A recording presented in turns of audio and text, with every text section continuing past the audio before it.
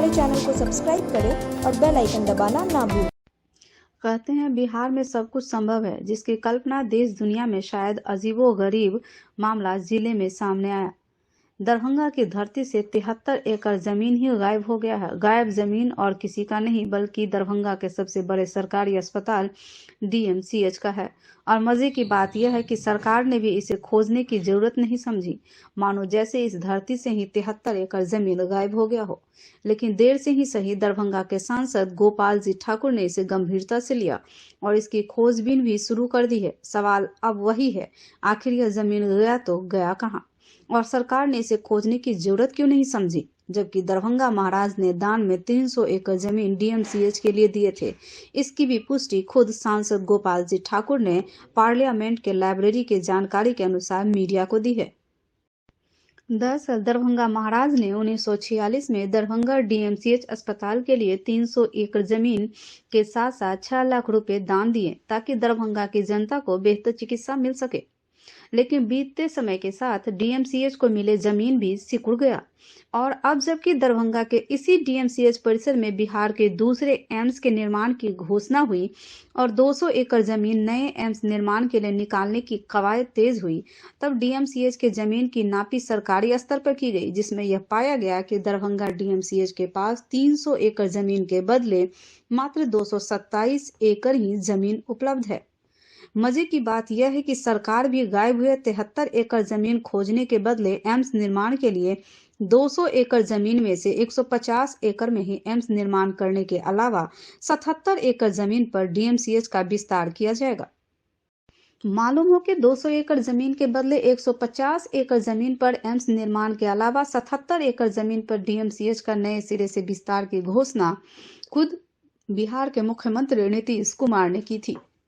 मुख्यमंत्री नीतीश कुमार खुद 16 सितंबर 2021 को दरभंगा डीएमसीएच पहुंचकर न सिर्फ स्थल निरीक्षण किया था, बल्कि पटना से लेकर दरभंगा के उच्च अधिकारियों के साथ हवाई लेवल की मीटिंग कर मीडिया को भी सभी बातों से अवगत कराया था। तब लगा अब दरभंगा एम्स निर्माण का अब रास्ता खुल गया है। हालांकि तब भी लंबी जुबान लोग यह चर्चा करते रहे कि क्या केंद्र सरकार एम्स निर्माण के अपने मापदंड को परिस्थिति के अनुसार फेरबदल कर सकता है, या फिर एम्स निर्माण के काम में अब भी कई बाधा है। यह सवाल सभी के मन के अंदर चल रहा था। डीएमसीएच की जमीन और ज्यादा रहेगी, समझ गया ना। हम लोग एम्स को 150 एकड़ देंगे और इसके बारे में जो पहले एक इम्प्रेशन हो गया था कि यहाँ पर 27 एकड़ रहेगा, वो नहीं है। इसमें 50 एकड़ और रहेगा और अपना डीएमसीएच का भी बाउंड्री वाल और बहुत ठीक ढंग से बनेगा और नीचे जो रहता है गड्ढा उसके ज़मीन को भी ठीक करेंगे और बाकी जो बना हुआ है उसका वहाँ से ड्रेनेज सिस्टम, पानी के निकासी का सिस्टम, ये सब ठीक किया जाएगा। पूरी बात हो गई, समझ गए ना कोई। और एम्स वाला तो बात हम लोग कर ही रहे हैं, एम्स के लिए तो सारा सब इंतजाम कर ही रहे हैं, जमीन का भी करेंगे, बाकी सब कुछ करेंगे पूरा। मिथिलांचल को इतना गिफ्ट आप दे रहे हैं सर, ये बताइए मिथिलांचल बताइए, आपका मालूम नहीं है मिथिलांचल से क्या रिश्ता है? आज से है, शुरू से है, शुरू से। आखिरकार लंबे इंतजार के बाद 21 जनवरी 2022 को एम्स निर्माण से पहले दरभंगा डीएमसीएच परिसर के निचले इलाके में पूरे तामझाम के साथ मिट्टी भरने का काम शुरू किया गया। सांसद गोपाल जी ठाकुर सहित कई विधायक मौके पर पहुंच जमीन का पूजा पाठ के साथ बाद नारियल फोड़ मिट्टी भराई का काम शुरू करवाया। मिट्टी भराई काम शुरू होने पर अति उत्साहित नेता ने तब खूब पटाखे भी मौके पर जलाए थे। तब मिट्टी भराई शुरू के बाद दरभंगा के विधायक संजय सरावगी ने एम्स के जमीन को कम करने के सवाल पर अलग दलील देते हुए कहा था कि एम्स के लिए 200 एकड़ जमीन होना अनिवार्य नहीं, बल्कि उन्होंने कई दूसरे जगहों के एम्स का उदाहरण देते हुए बताया कि वह इससे भी कम जमीन पर एम्स का निर्माण किया गया है। देखिए, जमीन संबंधी कोई समस्या नहीं है। पटना एम्स 70 एकड़ में था, अभी फिर मांगा सरकार ने तो और जमीन दिया गया। देश के कई जो है एम्स जो है 60 से 75 एकड़ के बीच में बने हैं, अभी तो 150 एकड़ दिया गया है, उसमें भी कोई समस्या नहीं। और ज़मीन चाहिए, और ज़मीन, क्योंकि 200 एकड़ तो यहाँ था ही, उसमें डीएमसीएच में शिफ्ट किया गया। जल्द ही जल्द, शीघ्र अतिशीघ्र प्रधानमंत्री जी करेंगे शिलान्यास। 3 साल बाद तो मिट्टी भरा नहीं, ऐसा नहीं है, उसमें समस्याएं थे, वो समस्याएं खत्म हो गई और अब जो है आज तो विधिवत मट्टीकरण चालू हो गया। तो अब तो काज आप कहिएगा तो काज आज से लगभग चालू हो गया। तब प्रधानमंत्री मिट्टी बहन का जो कार्यक्रम है, काम है, उसका टाइम फ्रेम क्या है? 3 से 4 महीना में इसको पूरा कर देना है इनको।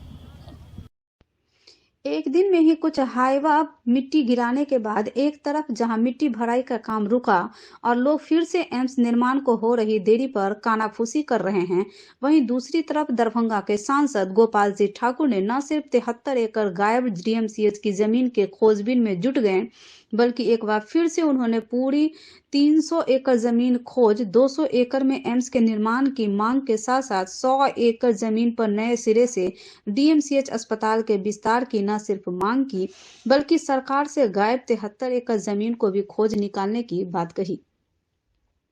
सांसद गोपाल जी ठाकुर ने अपने दिए बयान में बताया कि पार्लियामेंट के लाइब्रेरी से डीएमसीएच जमीन का जब ब्यौरा मांगा और जवाब मिला कि दरभंगा के डीएमसीएच को दरभंगा महाराज की तरफ से 1946 में 300 एकड़ जमीन के अलावा 6 लाख रुपए भी दान के रूप में दिए थे। पार्लियामेंट लाइब्रेरी में जो हम लोग सूचना की मांग करते हैं तो उपलब्ध कराती है पार्लियामेंट लाइब्रेरी। उसी के तहत हमने मांग किया था दरभंगा डीएमसीएच के पास कितना जमीन है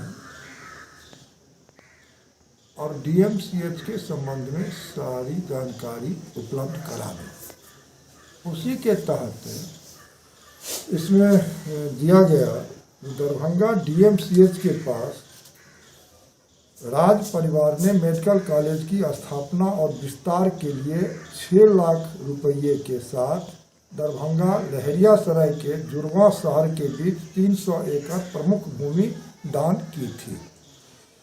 तो यहाँ के प्रशासन से हमने मांग किया कि 300 एकड़ की कागजात उपलब्ध करावे, जमीन कहाँ पर है। चूँकि कहा जा रहा है दरभंगा डीएमसीएच के पास वर्तमान स्थिति में 227 एकड़ ही उपलब्ध है, तो रेस्ट जमीन फिर कहाँ गए।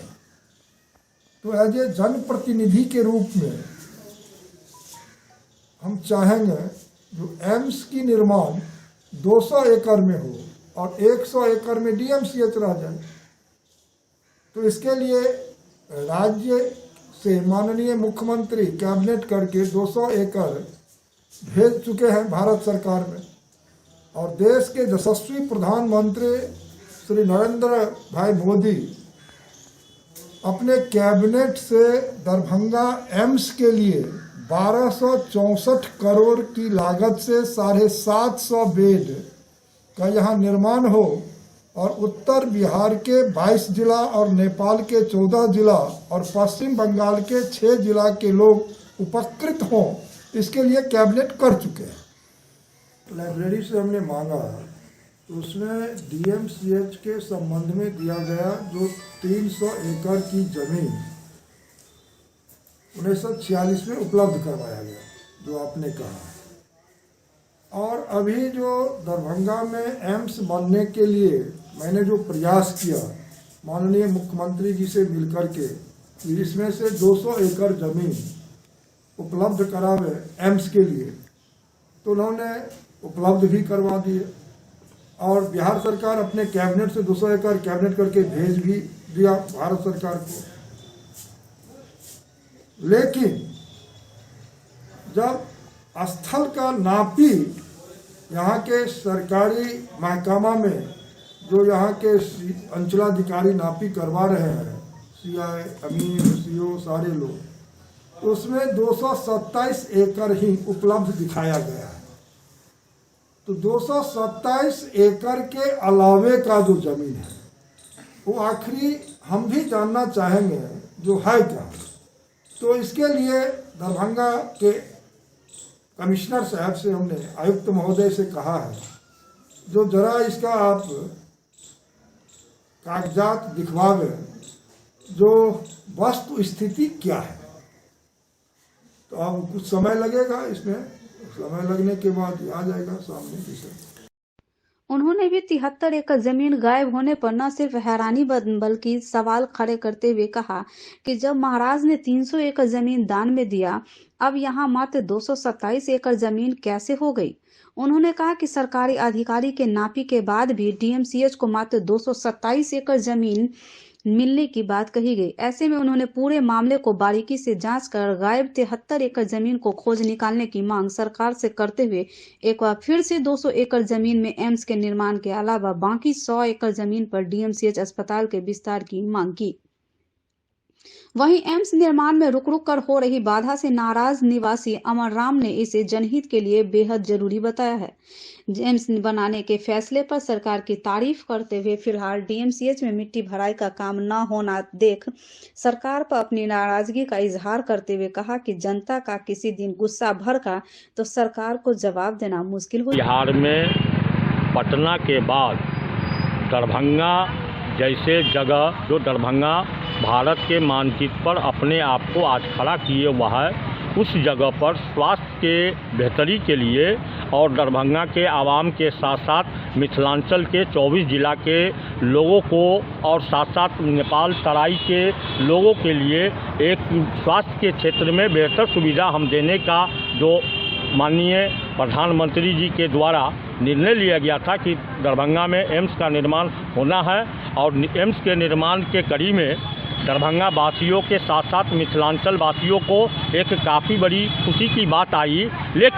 लेकिन मिट्टीकरण का काम हुआ और मिट्टीकरण के काम के बाद अगर मिट्टीकरण का रोका गया है तो ये दरभंगा वासियों के लिए इससे बड़ा खेदजनक और दुर्भाग्य बात क्या हो सकता है कि जब एक तरफ बिहार सरकार या भारत सरकार स्वास्थ्य के क्षेत्र में मिथिलांचल के लोगों के लिए बेहतर सुविधा देने के लिए एम्स का निर्माण करा करके उसके मूलभूत सुविधा से जोड़ना चाहता है, लेकिन कहीं ऊपरी स्तर पर या बीच में कहीं किसी तरह का कोई बात अगर आ रहा है तो उसको जल्द से जल्द दूर कर लेना चाहिए। अन्यथा दरभंगा के नागरिक इस एम्स के माध्यम को लेकर करके कुछ ऐसा निर्णय नहीं ले जिसके कारण सरकार को कुछ बड़ा जवाब देना पड़ जाए। बीमार नहीं रहा लाचार, हो रहा मुफ्त उपचार। हड्डी नस रोग से संबंधित गंभीर बीमारियों का मुफ्त में इलाज। इंतजार किसका, जाएं सर्राफ ऑर्थो एवं स्पाइन सेंटर और दर्ज कराएं प्रधानमंत्री जन आरोग्य योजना में अपना नाम। विश्व की सबसे बड़ी स्वास्थ्य सुविधाओं का उठाएं लाभ। आधुनिक ऑर्थोपेडिक सुविधा, ऑर्थोस्कोपी, स्पाइन सर्जरी, फ्रैक्चर का अत्याधुनिक इलाज। Doctor S N Sarraf, doctor Abhishek Sarraf, रीढ़ हड्डी और नस रोग विशेषज्ञ डॉक्टर प्रियंका बी सर्राफ, स्त्री और प्रसूति रोग विशेषज्ञ डीएमसीएच के सामने लहरियासराय। शिक्षा के क्षेत्र में अपने गुणवत्ता एवं विशिष्ट पहचान के लिए विख्यात GD Goenka public school Darbhanga के बच्चों के लिए भी सर्वोत्तम एवं उच्च गुणवत्ता की शिक्षा ग्रहण कर सकेंगे। इस बदलते हुए परिदृश्य में बेहतरीन एवं गुणवत्तापूर्ण शिक्षा प्रदान करना ही जीडी गोयनका पब्लिक स्कूल का मुख्य उद्देश्य है। बच्चों के चहुमुखी विकास के लिए जीडी गोयनका, जो कि 17 एकड़ के बड़े मनोरम एवं शांत वातावरण में फैला हुआ है, में अंतर्राष्ट्रीय स्तर की हॉस्टल फैसिलिटी उपलब्ध है। बच्चों के लिए air condition classroom, library, CCTV एवं जीपीएस युक्त बसें, स्विमिंग पूल, बैडमिंटन, टेनिस जैसे इंडोर एवं आउटडोर खेलों की भी उपलब्धता, साथ ही computer, robotics, audio video seminar के अंतर्गत बच्चों के लिए साप्ताहिक पर्सनालिटी डेवलपमेंट कोर्स की भी व्यवस्था की गई है। विद्यालय के चेयरमैन डॉक्टर मनोज कुमार का उद्देश्य यही है कि बच्चों को अंतर्राष्ट्रीय स्तर की शिक्षा और सुविधा के साथ तकनीकी युक्त उच्च गुणवत्ता की शिक्षा मिले। इस विद्यालय का संचालन हनुमान नगर के डिलाही के पोररिया में हुआ है। अभिभावकों की सुविधा के लिए GD Goenka city hospital ML academy के बगल में स्थित है। देश और विदेश में जाने जाने वाली लता मंगेशकर का रविवार को हृदय गति रुक जाने से मुंबई के एक हॉस्पिटल में 92 वर्ष की उम्र में निधन हो गया। इनका अंतिम संस्कार मुंबई के शिवाजी पार्क में उनकी अंतिम यात्रा ही चल रही थी। लता मंगेशकर के अंतिम शव यात्रा में लोगों की भारी जनसैलाब देखी गई। बताते चलें कि लता मंगेशकर का जन्म 28 सितंबर 1929 इंदौर मध्य प्रदेश में हुआ था। उनके पिता दीनानाथ मंगेशकर एक कुशल रंगमंचीय गायक थे। दीनानाथ ने लता को तब से संगीत सिखाना शुरू किया जब वे 5 साल की थी। उनके साथ उनकी बहनें आशा, उषा और मीना भी सीखा करती थीं। लता अमान अली खान साहिब और बाद में अमानत खान के साथ भी पढ़ी। लता मंगेशकर हमेशा से ईश्वर के द्वारा दी गई सुरीली आवाज, जानदार अभिव्यक्ति व बात को बहुत जल्द समझ लेने वाली अविश्वसनीय क्षमता का उदाहरण रही हैं। इन्हीं विशेषताओं के कारण उनकी इस प्रतिभा को बहुत जल्द ही पहचान मिल गई थी। लेकिन 5 वर्ष की छोटी आयु में ही आपको पहली बार एक नाटक में अभिनय करने का अवसर मिला। शुरुआत अवश्य अभिनय से हुई, किंतु आपकी दिलचस्पी तो संगीत में ही थी। वर्ष 1942 में इनके पिता की मौत हो गई। इस दौरान 13 वर्ष की थी। नवयुग चित्रपट फिल्म कंपनी के मालिक और इनके पिता के दोस्त मास्टर विनायक इनके परिवार को संभाला और लता मंगेशकर को एक सिंगर और अभिनेत्री बनाने में मदद की। सफलता की राह कभी भी आसान नहीं होती। लता को भी अपना स्थान बनाने में बहुत कठिनाइयों का सामना करना पड़ा। कई संगीतकारों ने तो शुरू में पतली आवाज के कारण काम देने से साफ मना कर दिया था। उस समय के प्रसिद्ध पार्श्व गायिका नूरजहां के साथ लता की तुलना की जाती थी, लेकिन धीरे धीरे अपनी लगन और प्रतिभा के बल पर काम मिलने लगा। लता जी की अद्भुत कामयाबी ने लता जी को फिल्मी जगत की सबसे मजबूत महिला बना दिया था। लता जी को सर्वाधिक गीत रिकॉर्ड करने का भी गौरव प्राप्त है। फिल्मी गीतों के अतिरिक्त आपने गैर फिल्मी गीत भी बहुत खूबी के साथ निभाए हैं। क्या कहें, वो तो बहुत देश का बहुत काम किए, बहुत फिल्मी दुनिया का एकदम नाम रोशन किए। गाना बहुत फाइन गाए। जो उनके जादू था उसको कोई उनका जोड़ा नहीं था। खबर सुना करते थे। अभी भी उनका बहुत दुख है। हाँ, बहुत उनका रेडियो पर गाना सुने। गायक दुनिया में देश के लिए बहुत बड़ा क्षति है। तो ऐसा गायक फिर अभी होना असंभव है। पता चला है कि लता मंगेशकर नहीं रही इस दुनिया में, तो ऐसा गायक होना मुश्किल है। उनके गाने को, पुराना गाना जो है उनका गाया हुआ, वो हम लोग काफ़ी सुनते थे। तो अच्छा गाना गाई है देश के लिए, देशभक्ति गाना भी गाई। निधन से बहुत दुखी हैं। उनका गाना हम लोग बड़ी शौक से सुन रहे थे। अच्छा वो कच्छ में आता है, मैंने याद रखेंगे। बहुत ज़्यादा गमगीन है। और इसमें जाना तो विवाह वाला उनका जो गीत चलता था बहुत ही सुहावना चलता था, और अभी भी आज हम लोग सुन रहे हैं रेडियो पर। और उसके बाद जाना से टीवी में भी देखते थे ना। हाँ, देशभक्ति गाना भी बहुत उनका निकला है। और उसके बाद आध्यात्मिक धार्मिक गाना भी उसका बहुत निकला। सबसे बड़ी बात तो यह है कि इस देश की एक बेहतरीन गायिका चली गई, दूर हो गई थी हम सबों से, हो गई। तो उन्होंने जितनी भी गायना गाती थी, देशभक्ति गाना, वो शायद कोई गाता हो, कोई भी गायिका। बहुत दुख की बात है कि उन्होंने अल्लाह ताला ने ये बात ली। बिल्कुल नुकसान मानते हैं। विश्व की सबसे बड़ी स्वास्थ्य सुविधाओं का उठाएं लाभ। उत्तर बिहार का सबसे बड़ा अस्पताल अब दरभंगा में एक ही छत के नीचे सभी प्रकार का इलाज। योगेंद्र मेमोरियल हॉस्पिटल 100 बेड का मॉडुलर अस्पताल सुसज्जित है। ICU, OPD, NICU, dialysis, allergy test, PFT. We have also 24-hour ambulance service, cardiology, dental service, hospital care, laboratory service, maternity care, neurology, nursing service. प्रधानमंत्री जन आरोग्य योजना का उठाएं लाभ। Yogendra memorial hospital road, Lahariasarai. Doctor Ritesh Kamal, MBBS, MD। Mobile number 9312847468। Doctor Pushpa Kumari, MBBS, MD। Mobile number 9472267587।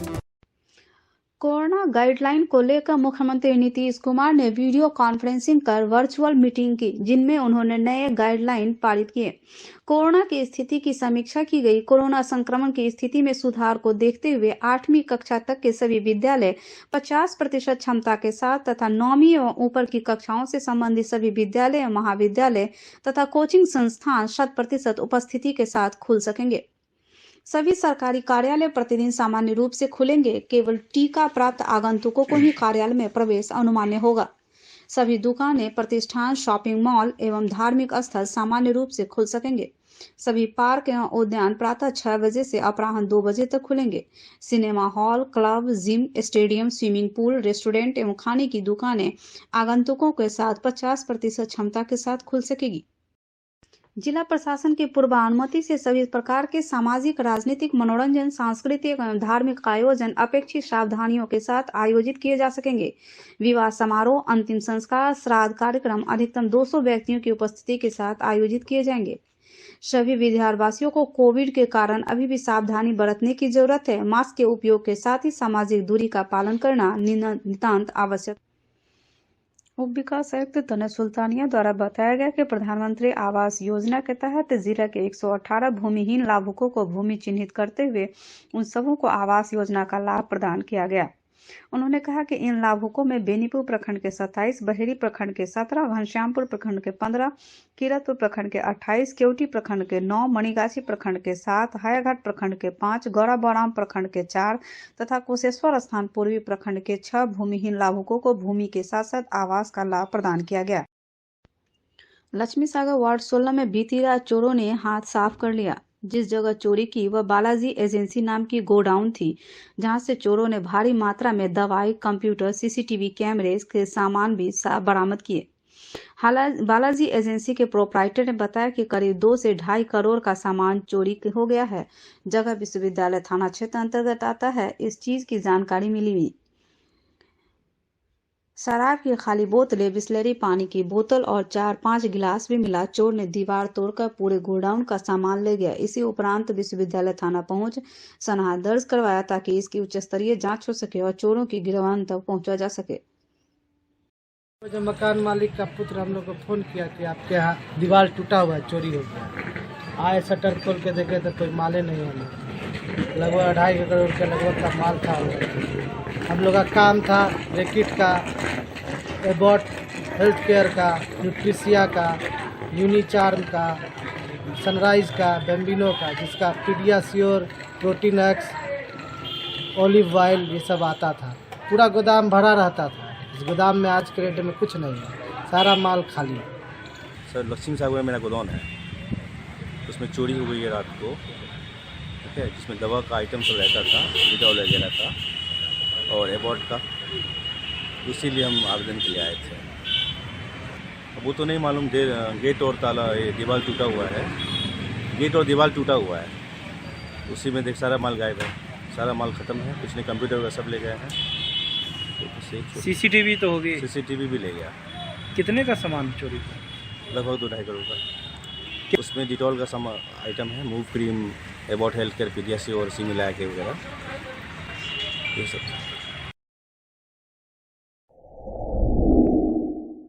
Global health care and diabetes research centre, जो बिहार में पहला अंतर्राष्ट्रीय तकनीक एवं आधुनिक सुविधाओं से लैस सुपर स्पेशलिटी डायबिटीज केंद्र है, जहां एक छत के नीचे डायबिटीज से संबंधित सारी सुविधाएं मौजूद हैं, जैसे कि diabetes heart care, diabetes eye care, diabetes neuro care, diabetes foot care, diabetes pharmacy और डायबिटीज प्रयोगशाला। पता जीसस एंड मैरी स्कूल के पास, रहमगंज, दरभंगा, बिहार।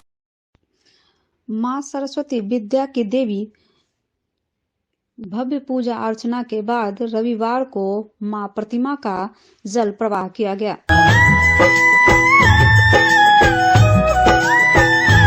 सरस्वती मां, सरस्वती मां नमन तुमको करते हैं हम, पूरे हृदय से सम्मान करते हैं हम। सरस्वती मां नमन तुमको करते हैं हम, पूरे हृदय से सम्मान करते हैं हम। ज्ञान की ज्योति तुम ही जलाती हो माँ, श्रद्धा से माँ तेरा ध्यान करते हैं हम। सरस्वती माँ नमन तुमको करते हैं हम, पूरे हृदय से सम्मान करते हैं हम। जय हो शारदे माँ, जय हो शारदे माँ, जय हो शारदे माँ।